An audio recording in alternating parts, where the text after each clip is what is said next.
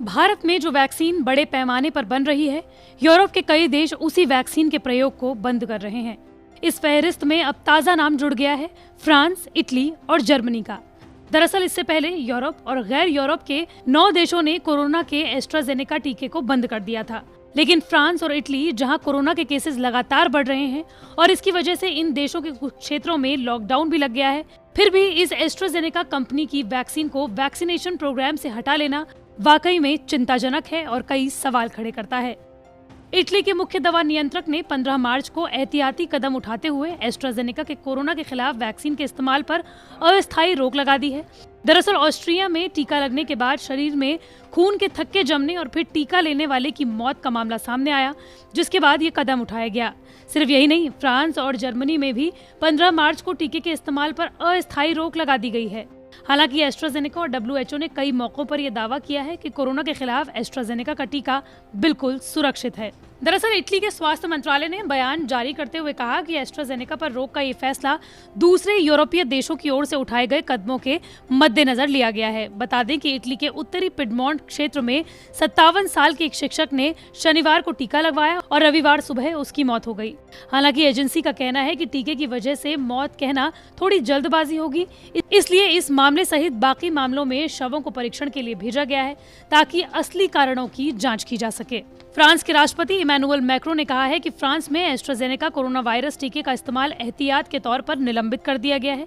हालांकि टीके पर रोक फ्रांस में क्यों लगाई गई है, इसकी जानकारी लोगों तक साझा नहीं की गई है। सिर्फ यही नहीं, जर्मनी में भी एस्ट्राजेनेका कोविड टीके के संभावित दुष्प्रभावों में आई खबरों के बाद इसके इस्तेमाल पर रोक लगा दी गई। सरकार ने कहा कि टीका लगवाने वालों के शरीर में रक्त के थक्के जमने या फिर ब्लड क्लॉटिंग की खबरों के मद्देनजर ये कदम उठाया गया। यूरोपीय संघ की औषधि नियामक एजेंसी ने एस्ट्राजेनेका के बारे में विशेषज्ञों के निष्कर्षों की समीक्षा के लिए 18 मार्च को बैठक बुलाई है। एस्ट्राजेनेका की ओर से कहा गया है कि यूरोपीय संघ और ब्रिटेन में 1.7 करोड़ लोगों को ये टीका लगाया गया है और इस समूह में रक्त के थक्के जमने के 37 मामले हैं।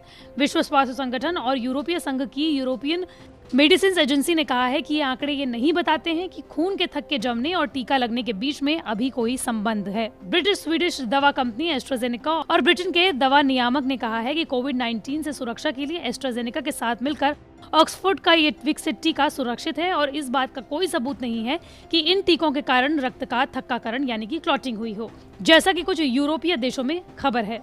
ये बयान तब आया है जब रक्त थक्काकरण यानी कि ब्लड क्लॉटिंग की खबरों के बाद नेदरलैंड ने ऑक्सफोर्ड एस्ट्राजेनेका की वैक्सीन के इस्तेमाल को रोक दिया है।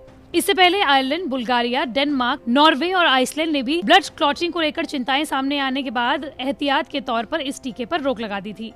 आपको बता दें कि भारत में इस वक्त 2 वैक्सीन लोगों तक पहुंचाई जा रही हैं, कोवैक्सीन और कोविशील्ड। कोवैक्सीन जहां पूरी तरीके से भारत में बनी है, इसे बनाया है भारत बायोटेक और Indian council of medical research ने, तो वहीं कोविशील्ड का प्रोडक्शन भारी मात्रा में भारत में ही हो रहा है, लेकिन इसे बनाया है ब्रिटिश स्वीडिश कंपनी एस्ट्राजेनेका ने और ऑक्सफोर्ड यूनिवर्सिटी के विशेषज्ञों ने। आपको ये भी बताते चलें कि देश में बड़े पैमाने पर वैक्सीनेशन प्रोग्राम चल रहा है।